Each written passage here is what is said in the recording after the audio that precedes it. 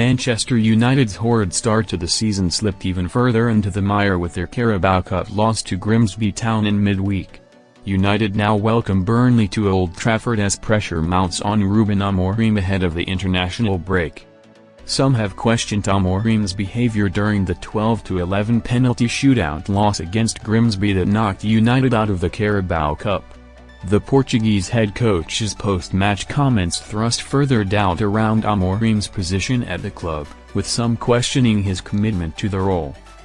The mood around United has soured in recent days, with youth star Kobbie Mainoo requesting a move away from the club after falling out of favour with Amorim, further angering fans.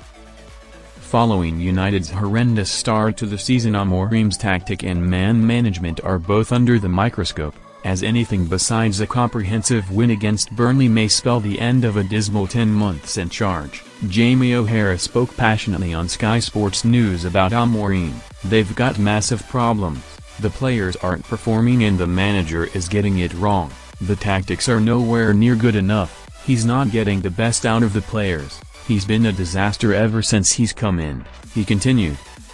"The penalties were a disgrace. What am I seeing here? Amorim not watching the shootout, that's one of the worst things I've ever seen from a Man United manager. I know he did a good job in Portugal, but he's out of his depth, miles out of his depth. They need to get rid of him, and they need to get rid of him quick," O'Hara said. Later in the program, O'Hara went on to say, "I would get rid of him, Amorim. There's other managers out there who you can go and get. We've just seen Ole Gunnar Solskjaer get sacked.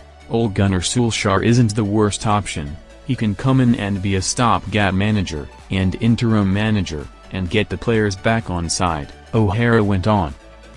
Ruben Amorim can't expect to live and die by his principles. Football Insider verdict.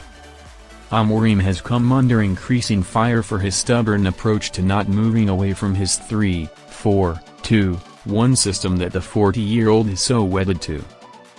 While it's understandable to an extent why a manager wouldn't want to compromise on the principles that brought him to the club, there has to be maneuverability within a system. The best managers, from Jose Mourinho to Pep Guardiola, have enabled themselves to adjust their principles between formations and groups of players, yet Amorim refuses to do so. United have a squad capable of playing in a back three, and a slight tweak to drop an extra player into midfield would allow Bruno Fernandes to play in his more familiar advanced role while also providing more defensive solidity.